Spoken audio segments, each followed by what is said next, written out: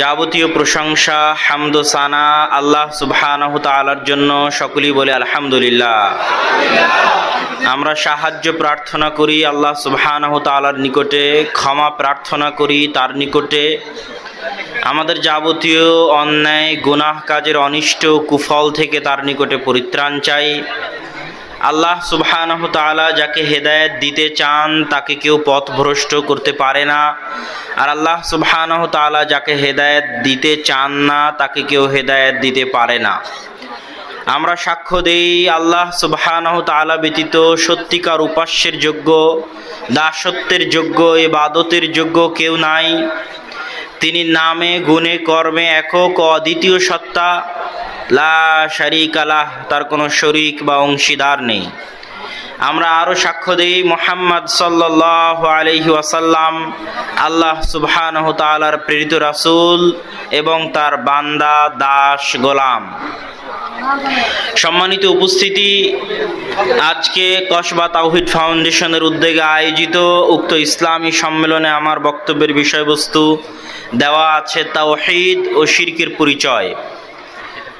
বাংলাদেশের মাটিতে তাওহীদ এমন এক বিষয় যেটা সম্পর্কে মানুষ নিজেকে মুসলমান দাবি করলেও তাওহীদ বিষয়ে অজ্ঞ, আর শিরক এমন এক বিষয় যেটা বিষয়ে মানুষ নিজেকে মুসলমান দাবি করলেও তারা শিরকের মধ্যে নিমজ্জিত, শিরকের মধ্যে পতিত। বিশেষ করে আমরা আজকে যে অঞ্চলগুলোতে বক্তব্য দিতে এসেছি, ব্রাহ্মণবাড়িয়া, সিলেট, মৌলভীবাজার, এই অঞ্চলগুলো শিরক বেদাতে পরিপূর্ণ। কবর, মাজার, পীর পূজা ইত্যাদি বিভিন্ন ধরনের শিরকে সমাজ আচ্ছন্ন। এই জন্য এই ধরনের জায়গায় শিরকের উপর আলোচনা হওয়া, তাওহীদের উপর আলোচনা হওয়া অনেক জরুরি। আপনাদেরকে তাওহীদ এবং শিরকের এই আলোচনা শুনে বুঝে নিজ নিজ এলাকায় গিয়ে এটার প্রচার করতে হবে। এবং তাওহীদের প্রচারই হচ্ছে ইসলামের দাওয়াতের মৌলিক ভিত্তি, মৌলিক নীতি। এটা দিয়েই সব নবী রাসূল তাদের দাওয়াত শুরু করেছেন, এটা দিয়েই রাসূল সাল্লাল্লাহু আলাইহি ওয়াসাল্লাম দাওয়াত শুরু করার নসিহা করেছেন। এটাই হচ্ছে সব কিছুর মৌলিক ভিত্তি, সার নির্যাস। আল্লাহ সুবহানাহু তাআলা পবিত্র কোরআন মাজিদে বলছেন, আমি আপনাদের সামনে যে আয়াত পাঠ করলাম সূরা নাহলের, আম্মান খালাকাস সামাওয়াতি ওয়াল আরজ, দুনিয়ার মানুষ তোমাদের নিকটে জিজ্ঞাসা আসমান জমিন কে সৃষ্টি করেছে। দুনিয়ার মানুষ উত্তরে বলবে আল্লাহ সুবহানাহু তাআলা সৃষ্টি করেছে, এটা আল্লাহ সুবহানাহু তাআলা জানেন। আল্লাহ সুবহানাহু তাআলা পরের বাক্যে বলছেন, ওয়াংজালনা লাকুম মিনাস সামাই মা, দুনিয়ার মানুষ আসমান থেকে তোমাদের জন্য বৃষ্টি বর্ষণ করে কে?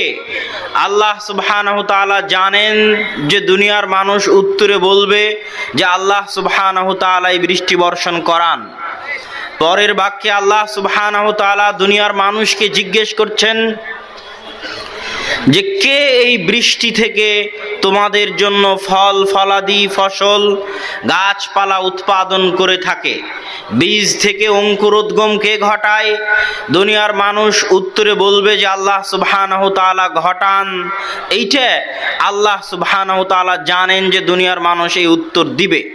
এজন্য আল্লাহ সুবহানাহু তাআলা চ্যালেঞ্জ দিয়ে বলেছেন, মা কানা লাকুম আতুমবিতু শাজারাহা, দুনিয়ার মানুষ শোনো, আমি আল্লাহ সুবহানাহু ওয়া তাআলা তোমাদেরকে চ্যালেঞ্জ দিয়ে যাচ্ছি যে একটা ছোট্ট বীজের দানা থেকে একটা গাছ উৎপন্ন করা, একটা ফল উৎপন্ন করার পৃথিবীর সকল মানুষ জিন বৈজ্ঞানিক ডাক্তার সার কীটনাশক বালাইনাশক সব কিছু ব্যবহার করে পোকামাকড় থেকে রক্ষা করেও তোমরা একটা বীজ থেকে গাছ উৎপন্ন করতে পারবে না যদি আমি আল্লাহ না চাই। এটা আল্লাহ সুবহানাহু ওয়া তাআলার চ্যালেঞ্জ। এতগুলো কথা আল্লাহ সুবহানাহু ওয়া তাআলা কেন বললেন? আল্লাহ সুবহানাহু ওয়া তাআলা জানেন মানুষ উত্তরে বলবে যে এগুলোর সৃষ্টিকর্তা আল্লাহ। কিভাবে জানেন?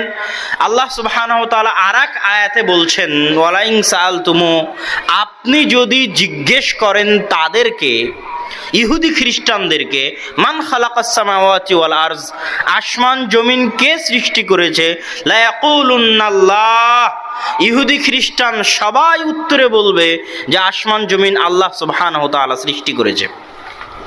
সম্মানিত উপস্থিতি, তাহলে পৃথিবীতে যত ইহুদি খ্রিস্টান হিন্দু বৌদ্ধ আছে তারা সবাই আল্লাহ সুবহানাহু তাআলাকে আসমান জমিনের সৃষ্টিকর্তা হিসেবে বিশ্বাস করে, আল্লাহ সুবহানাহু তাআলাকে আসমান থেকে বৃষ্টি বর্ষণকারী হিসেবে বিশ্বাস করে, আল্লাহ সুবহানাহু তাআলাকে ফল ফলাদি ফসলাদি গাছপালা উৎপাদনকারী হিসেবে বিশ্বাস করে।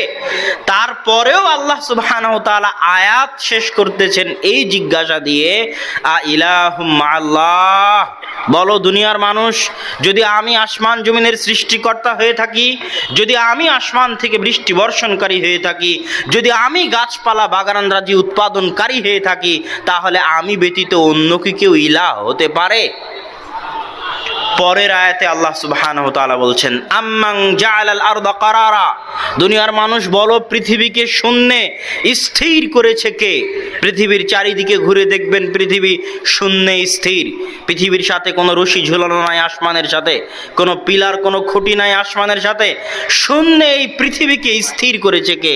আল্লাহ জানেন, মানুষ বলবে, ইহুদি হোক খ্রিস্টান হোক বৌদ্ধ হোক, বলবে আল্লাহই পৃথিবীকে শূন্যে স্থির করেছে। ওয়াজআলা খিলালাহা আনহারা, এই পৃথিবীর বুক চিরে নদী নালা প্রবাহিত করেছে কে? এটা আল্লাহর জিজ্ঞাসা।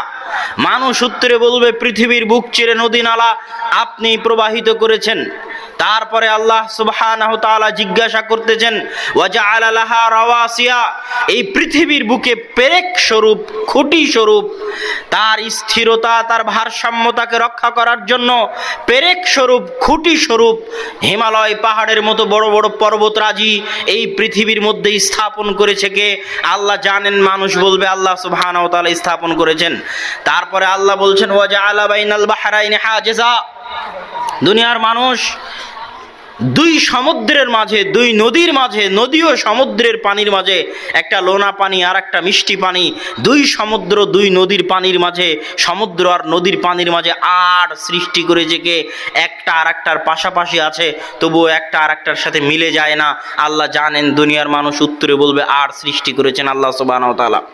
এতগুলো কথা বলার পর আবার আগের আয়াতে আল্লাহ যে জিজ্ঞাসা করেছিলেন ওই জিজ্ঞাসা আবার এই আয়াতেই করতেছেন, আ ইলাহুম মা'আল্লাহ, দুনিয়ার মানুষ পৃথিবীকে স্থিরকারী সত্তা যদি আমি হই, পৃথিবীর বুকে নদী নালা প্রবাহিতকারী সত্তা যদি আমি হই, পৃথিবীর বুকে পাহাড় স্বরূপ পেরেক স্থাপনকারী যদি আমি হই, পৃথিবীর বুকে নদী সমুদ্রের মাঝে আড় স্থাপনকারী যদি আমি হই, আ ইলাহুম মা'আল্লাহ, আমি ব্যতীত কি কোনো ইলাহ থাকতে পারে?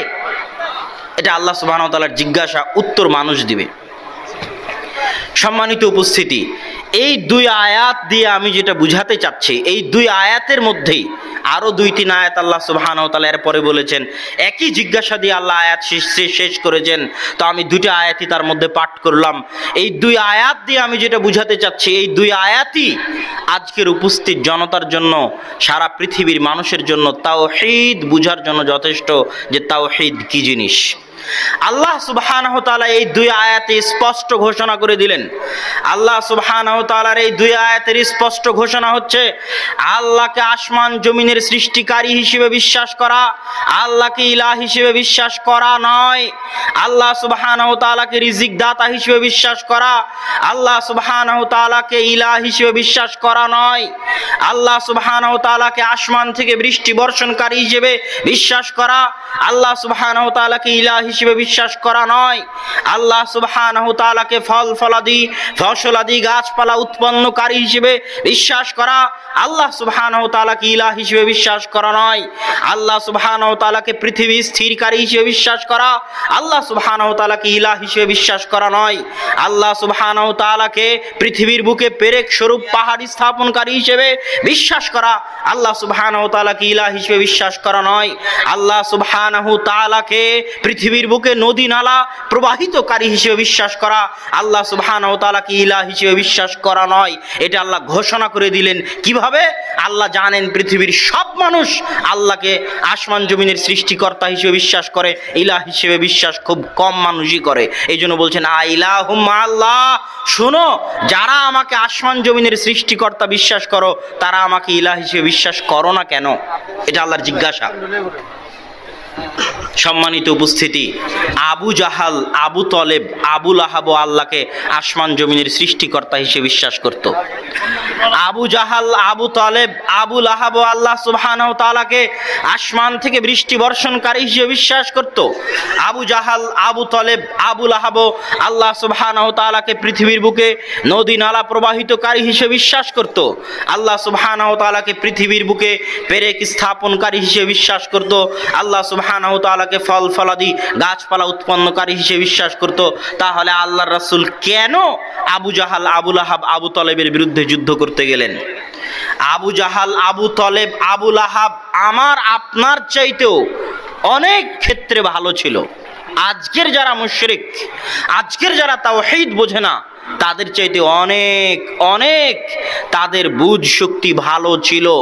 তারা আল্লাহ সুবহানাহু ওয়া তাআলার উপর বিশ্বাস স্থাপন করত। তার বহু অগণিত অসংখ্য দলিল আছে। আব্দুল মুত্তালিব তার ছেলের নাম রেখেছে আব্দুল্লাহ। আল্লাহ যদি বিশ্বাস না করবে তো আব্দুল্লাহ নাম রাখবে কেন? আব্দুল মুত্তালিব তার ছেলের নাম কি রেখেছে? আব্দুল্লাহ। আল্লাহর উপর যদি বিশ্বাস না থাকে তো আব্দুল্লাহ নাম কেন রাখবে?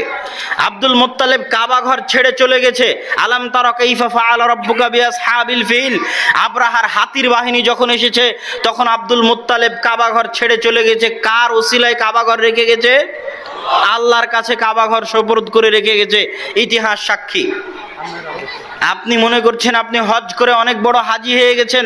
আবু জাহাল হাজি ছিল, হাজি আবু জাহাল, হাজি আবু তলেব, হাজি আবু লাহাব, তারা হজ করত। কাবা ঘর তারা নির্মাণ করেছে।